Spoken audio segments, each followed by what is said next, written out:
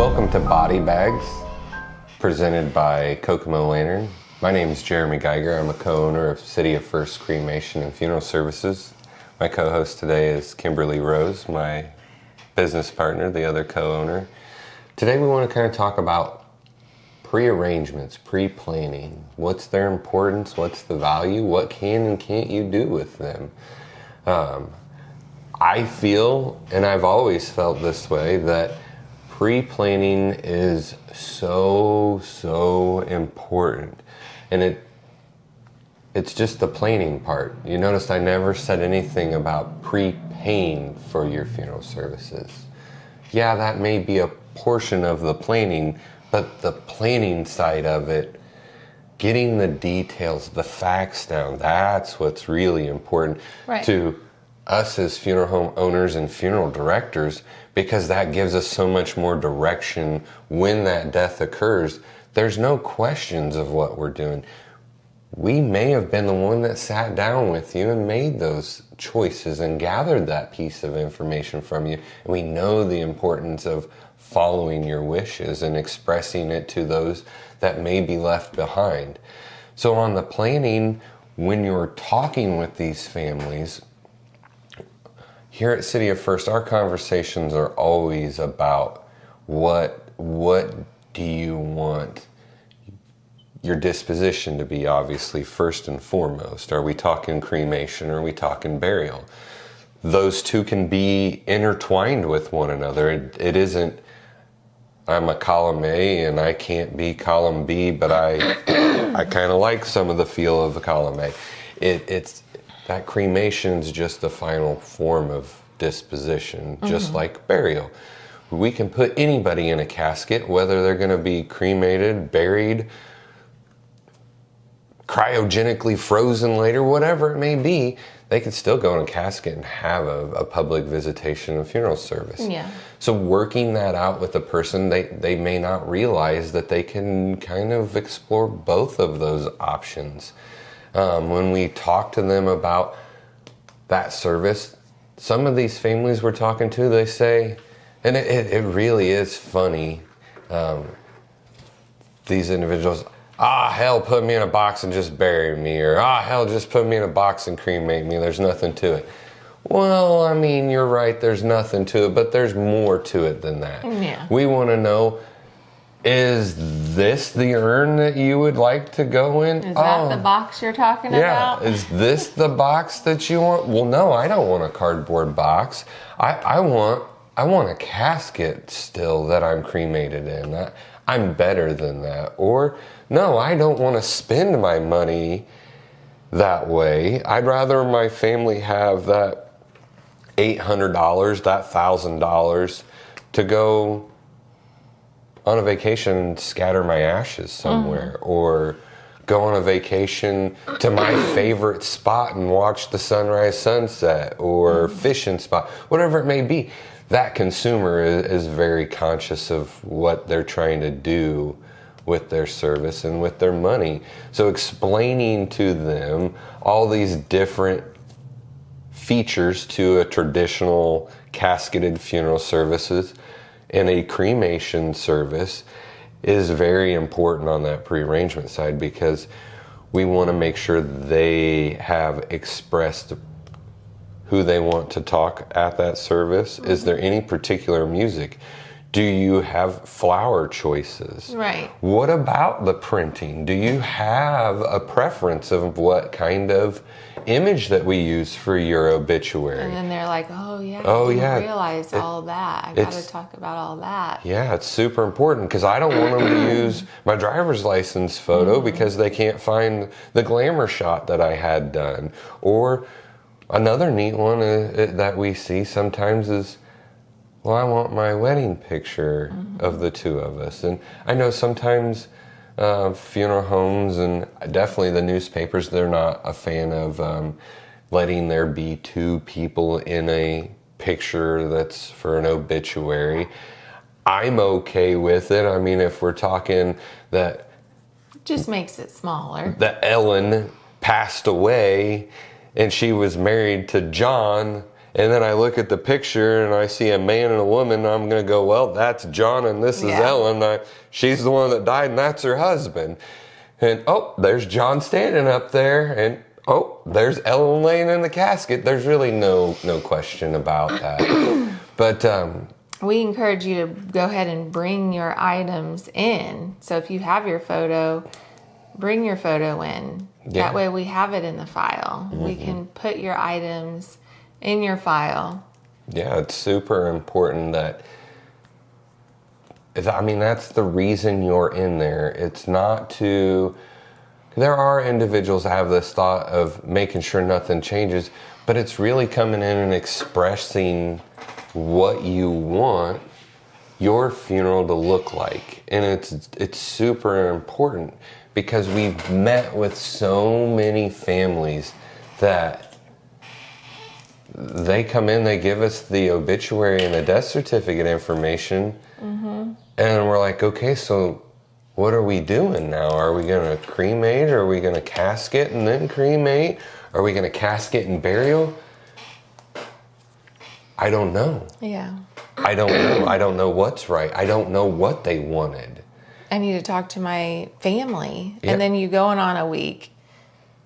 Yep. So if you have it all set, that, you've given them direction, and this direction sometimes is 100% set in stone where the family is not allowed to change things. Other times when we're making that arrangements, we're definitely asking that person in the pre-arrangement, like, so I see, like, we want the silver casket. Is that like 100%? What if your son Bill comes in and says, well, blue's my favorite color. I thought Dad looked best in blue every time. He's going to wear a gray suit, so I want him in a blue casket and a gray suit. Are you okay that Bill changes that casket?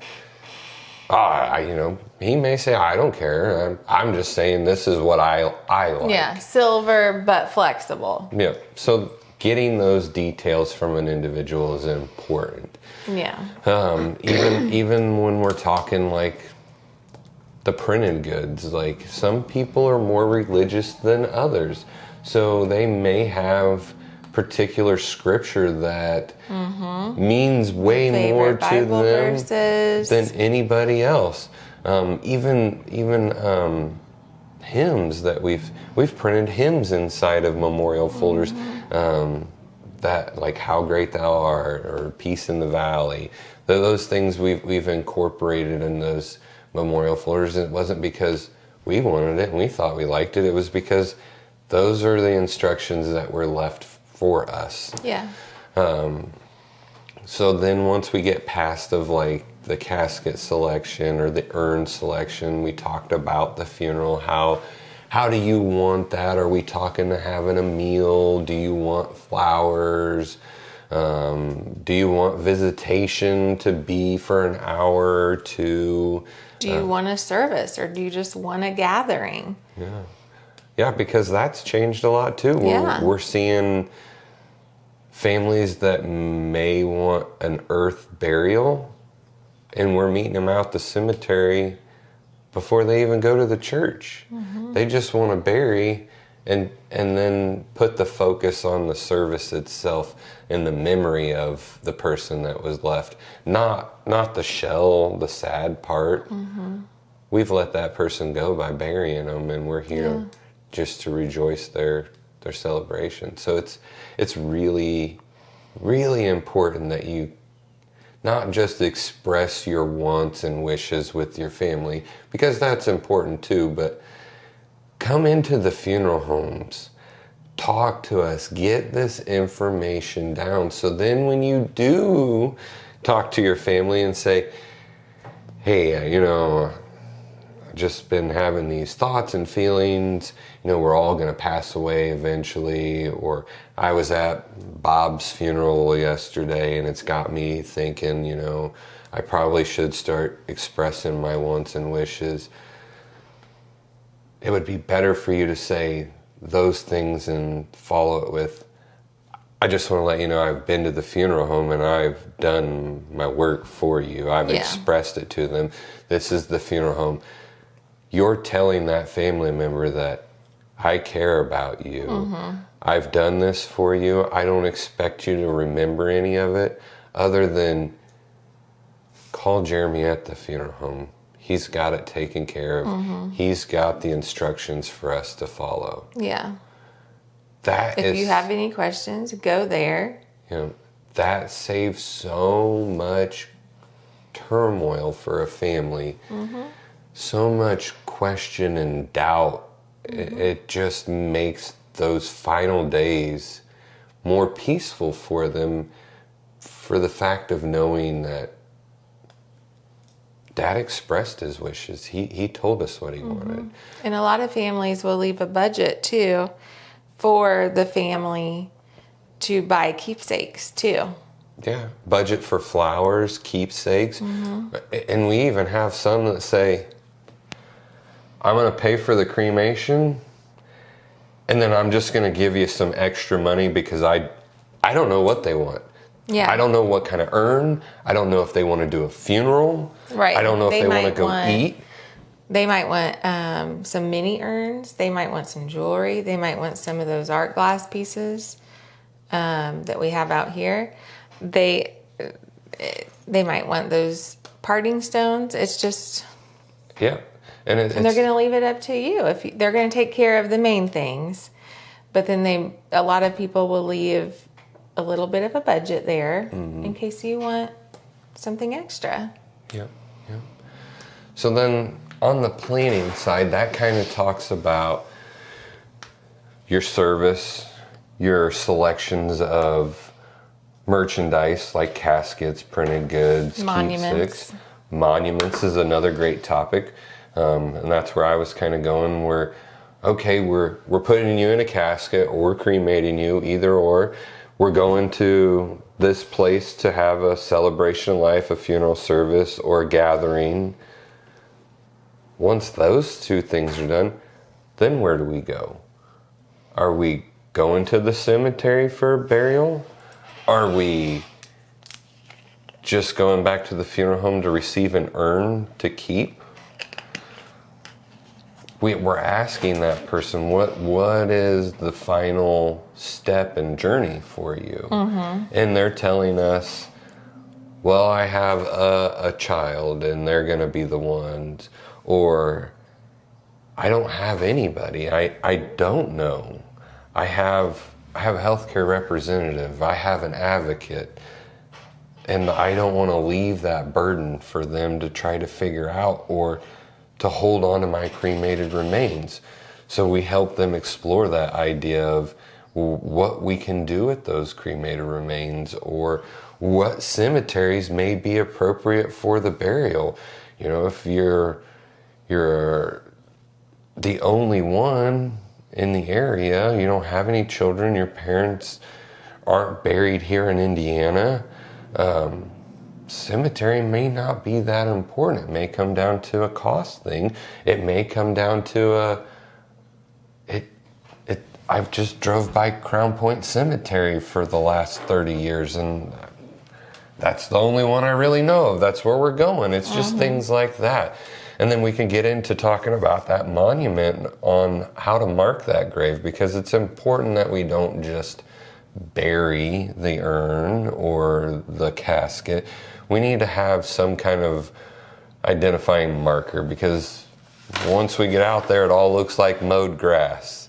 And if nobody's got them, and I know I've been there out in the cemetery, you're in a new area that may be the first one in that row, and it may not be on the end. It may be a few spaces in, or maybe towards the middle.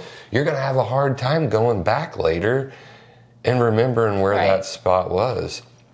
So having some type of marker is extremely important, and they range in prices from a couple of $100 to tens of thousands of dollars. It just really is what the consumer's wanting. And we're also working within the cemetery requirements. Each one is a little different, as you've seen driving around. Some of the cemeteries allow for upright markers. Some have completely flat markers so that the mowers can go completely over them. We see mausoleums and crypts and niches and different buildings to place deceased in different forms. So we're exploring every avenue with you when we're talking about the pre-arrangements. It isn't just, oh, you want a cremation? All right, oh, it's $9.85. Write me a check, sign here, and mailing out those documents. We're really getting in and asking some of these questions about what that feel of the service and what the disposition should be.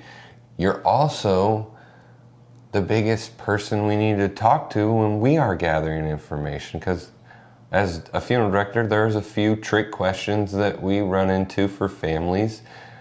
You and I don't feel like they're too big of a trick question, but it's pretty tricky to some folks. You know, when we say, what was Dad's social security number? I have no idea. Well, that's hard for them to try to locate sometimes. They don't know where to start looking, or maybe they didn't have the best organization skills and it's been thrown away. Another one I think's like birthplace, the maiden name, whether it was grandma's maiden name or mom's maiden name. Those are ones that tend to hang people up. Highest level of education is too. Yeah.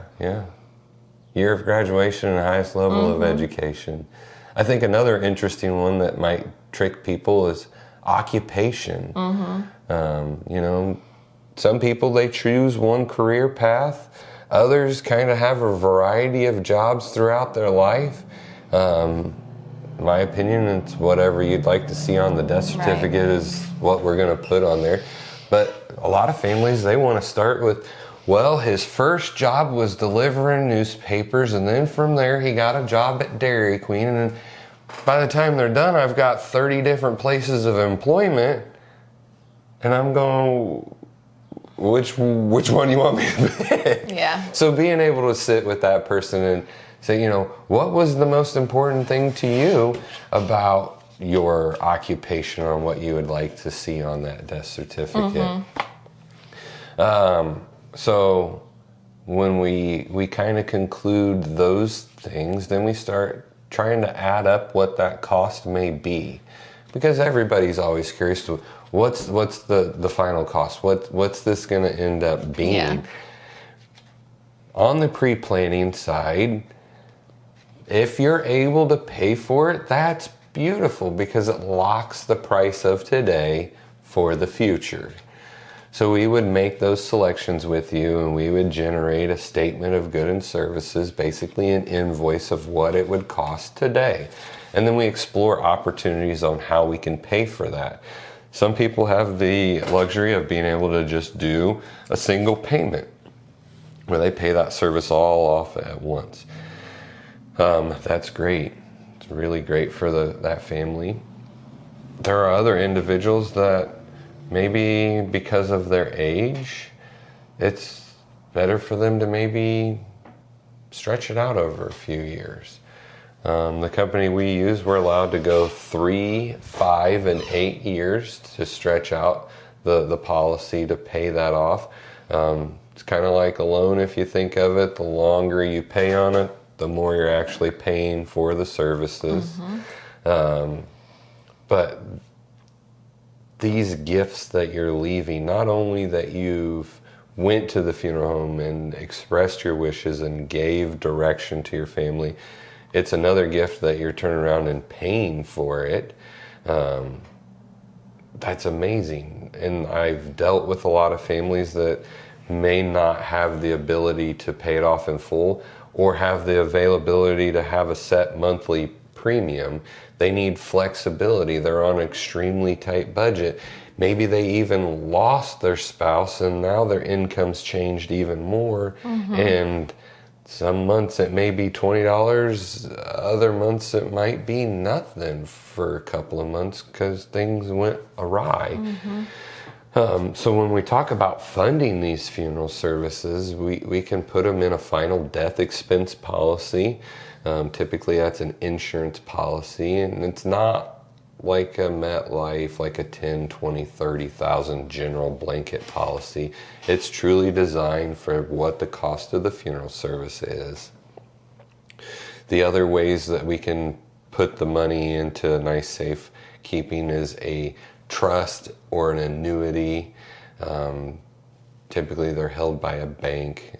We utilize Fifth Third Bank for the trust that we do.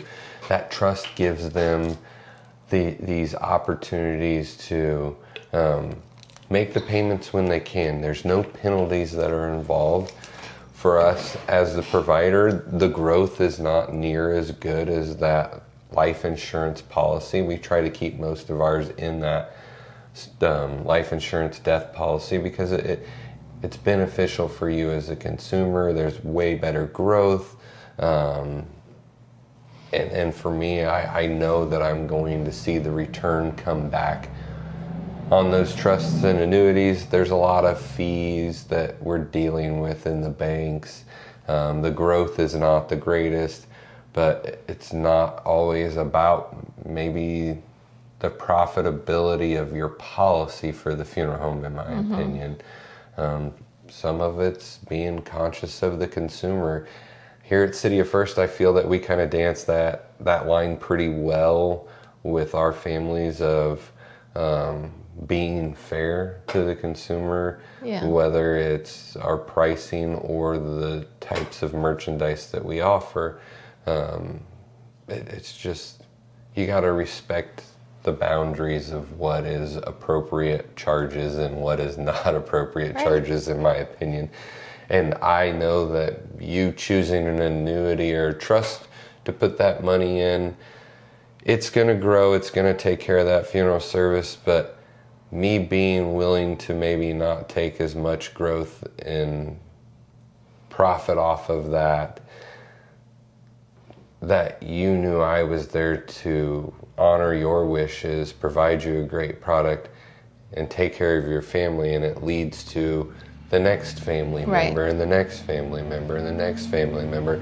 And if it ends up all being trusts and annuities, so be it. That's fine. I'm just glad that I got an opportunity to be a part of your family and serve, and over the top happy with the trust that you've given me. And it's really interesting when we're talking with these families, because usually the consumer, the one that's wanting to pre-plan, they're uncomfortable at first, and then they realize how comfortable of a conversation that it is. And maybe it's just our environment here that helps that it's not maybe an intimidating business setting. It's usually a very casual, comfortable conversation.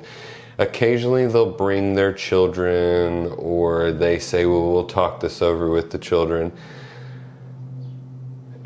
It's interesting. Most these individuals, if they're not with them or they've got drug in with the consumer, they're not really happy of being there, and they're not the happiest with us that we're having these conversations. But you know what? When it's all said and done and they've heard what that person wants, what it's going to cost them, how they're planning to prepare for it, so that way it's not an unexpected burden for the people left behind, they're not near as agitated or aggravated with this. And I've had them call me and, I just can't believe you did that. My mom and dad aren't going to die. And I'm like, well, think of it as a beautiful gift that's left behind for you. It's no gift that my parents are going to die. Are you kidding me? When it comes to the time and that death's occurred and we meet back up, that frustration's long gone. Yeah. When I come in and I say, well, Brad, I remember when I called you 2 years ago and I was telling you about mom and dad's selections and that they'd paid for it. Here's what we're doing. I've got the death certificate. It's all that information's been accurately inputted and the doctor signed it. Here's the death certificate. This is the poem that's going on the memorial folder. The policy that Dad selected has actually grown substantially to the point where we actually owe you some money back. It's kind of interesting to see them change in their expressions of, wow, when you told me it was a gift before and I was angry that it wasn't a gift, I was looking at it, I was losing my parents. You're absolutely right. This was one of the greatest gifts that they left me. They left me so much direction and the resources to follow it through. So I think that it's extremely important that you get into the funeral homes. We typically even have little packets that you can take if you don't want to sit and have that conversation directly with us right then. It may take several interactions with you to get comfortable with the thought of talking of your own death and what that service is going to be like. It's not a typical conversation most people have about their death, but it's important that you have that discussion. It's a healthy discussion to have because it answers a lot of uncertainties for your friends, your family, and it gives you a chance to say, this is what I want, and this is how I want it done. And if you got questions, talk to me about it now, while I'm still healthy. And these people that may go out and do scatterings in certain areas, or maybe if you're a fisherman or hunter and you want your remains scattered on those grounds, take your family out there, share those memories with them. So then when you're out there actually doing the task that was left, the memories that are coming to you are way more important. It isn't just, I think this is the area that Dad was always talking that he would hunt, and I'm not sure. I mean, his tree stand's long gone. He hasn't been able to hunt for 15 years. So it's just, it's really neat conversations. And then as the consumer, you may get to have more input on some of these keepsakes that you see in front of you. And like Kim said, budgeting for it and saying, I love it all, but I couldn't make the choice for Brad.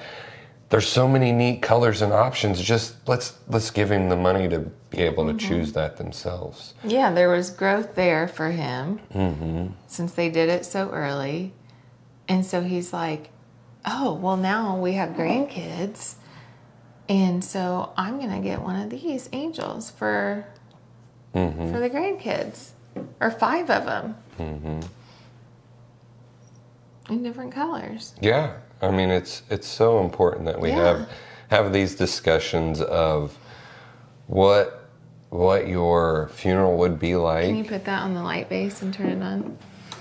What that funeral would be, what that feel of the service would be, whether you're in a casket or cremated. It's such an important conversation.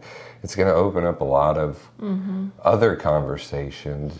We didn't touch on any of it because it's not really our forte, but when we're talking about power of attorneys and medical health directives and things, on how important it is that your family knows what you want. Do you want a DNR? How far are you willing to go on medical treatments? What kind of quality of life are you looking for? Yeah. And I know that those are definitely topics of discussion when you're getting into those stages of life, that the nurses and the doctors and but it all goes with this. It all goes hand in hand.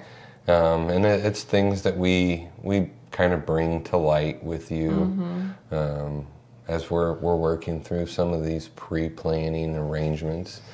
So yeah, that's kind of some of the thoughts of pre-planning. We've seen families, they start with maybe a power of attorney, and that leads to, hey, I'm here at the funeral home, we're dealing with the attorney, he's saying we should probably explore these options. And then next thing you know, they're wrapping up with us, and then they're going out to the cemetery, and and they're buying 4 or 5 spots, and then they're coming back to us and talking to us about monuments and how that would work, and when's an appropriate time to place the monument. And it's just a really neat conversation to have with an individual, because even those that say, just put me in a pine box, throw me out in the woods, it's way more detailed than any of that. Usually the ones that say that, they're one of the most detail-oriented services. Say with the, just cremate me and return me back in a temporary box. And a lot of families, they like to see, they want to design their monument. They want to see it be placed. They want to see it before they pass. Mm-hmm. They do. And we've done some pretty neat designs on those monuments. Yeah. It's really, really fun to work with these families, make these connections when we're dealing with them when they're alive. Right. You know, we've made some really neat connections and interactions with individuals that create a lifetime of memories that will never, absolutely never slip our mind, because whether it was funny, joking, whether it was heartfelt, emotional, they make a huge impact. We make a connection with them. We feel with like pets too. Oh, on the pet families, oh boy. We're just as close to our pets. Yeah. We've seen some extremely distraught individuals over some fur babies that Diane just got a tattoo. Could just be a few years old, or we had a cat. What was he? 23 years. Oliver. Yeah, I mean, I've never heard of a cat living that long. I know, that was a dog. Oh, it was the dog. Oliver. It was Oliver. It was Ollie. Yeah. It was. Yeah. He passed just a few days before his owner's wedding. Yeah. Ollie and I, 23 years old, and I would have thought, oh my goodness, this dog is going to be toothless, decrepit looking, patches of fur missing. I'm telling you could have put him up to a dog of 6, 7 years old, and you would have never guessed that this little dude was 23 years old. I met Ollie before he passed. He was on the disc golf course and had all kinds of spunk and vigor I would have never guessed. But yeah, it was a great pleasure to work with them. And that death of Ollie put in perspective for these two of, hey, we're getting married. We need to start thinking about our stuff. We also need to start thinking of our stuff. Mm-hmm. And I said, absolutely. And it's not even a payment thing. Let's start with the important thing. Let's have the conversation of what your wishes are, and that's what it is. I know IFDA, which is Indiana Funeral Directors Association, and the NFDA, the National Funeral Directors Association, they have a video, and it's called The Talk of a Lifetime. The video, it's neat. It doesn't connect with me.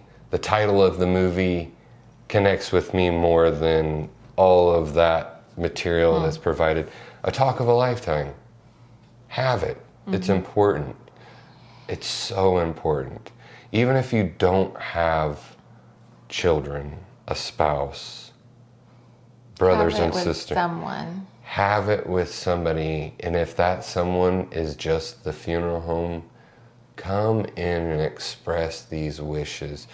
You do so much positive things by expressing those wishes when the death occurs, that it just makes this progress and process so much easier. It's extremely important. Yeah. So that's kind of our topic of pre-arrangements, what they may involve, the recording of the information, how you can kind of pay for them. So I'm going to conclude with the story. And it's one that it's right there with the pre-arrangements. So while you were gone in Mexico trying to get some recovery, was a busy week for me. If you follow our Facebook, you've seen that I was updating. There was one day I did 3 pre-arrangements in a row. But one of these individuals was quite a character, and I met gentlemen similar to this kind of character. He was very direct. He was very conscious of, this is what I want. And his daughter was with us, and if you come into our funeral home, prepare yourself. I don't know what you're going to hear, but it's going to be whatever we're feeling at that moment in that day. We listen to a wide variety of music, whether it's classic rock to reggae. It could be rap. I got hit. I was playing Lil Wayne this week, and I had somebody come in from next door, and you could tell he was kind of like looking up at the speaker and then looking up at me, and nothing inappropriate, but it's what I was feeling. It's being surrounded by some of that positivity helps our day go by. But the daughter says, man, every time I'm in here, you guys got good music. I love this. And I'm like, well, you never know. I appreciate it. And, just always keep in mind that it's always going to be a breath of fresh air when you come in, because we're going to have something, whether you like it or not, interesting playing on the radio for you to hear. So her and I kind of chatted about that, and then I got back to the person, her father, and I started going over, like, so what are we going to do with this cremation? Are we just cremating? Am I returning back to your daughter? Is there any kind of gathering?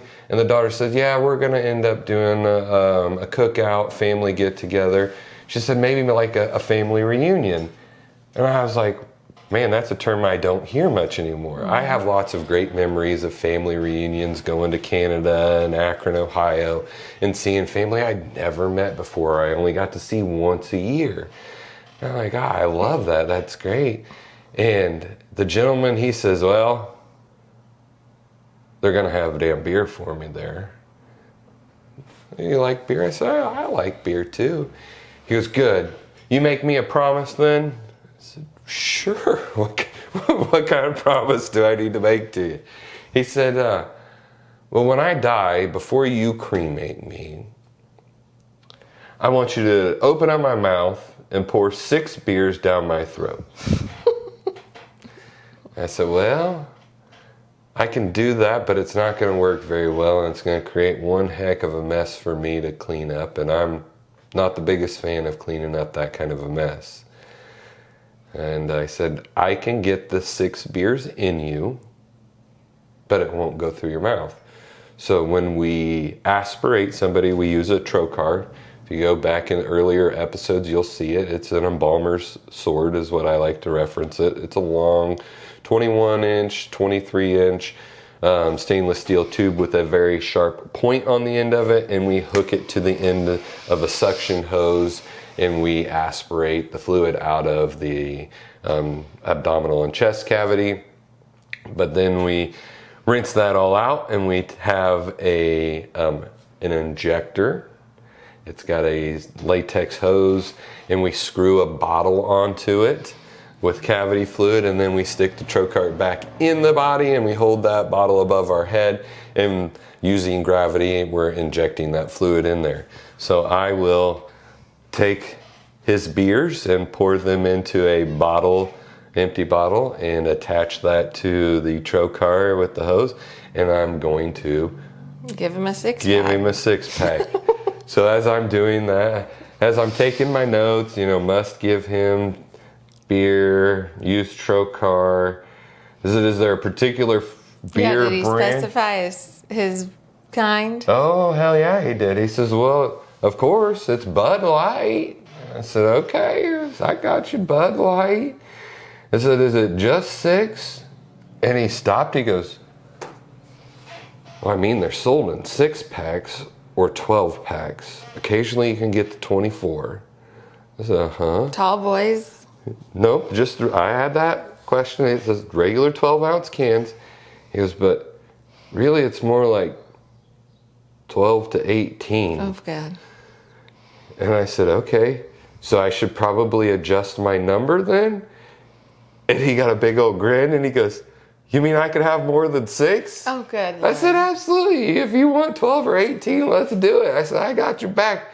The only thing is I get one of those beers while we're doing this. And he said, "You're going to have a beer with me too?"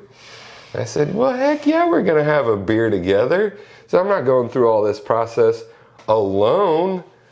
So it made him so much more comfortable knowing that his wishes are going to be followed. He expressed what he thought was something strange.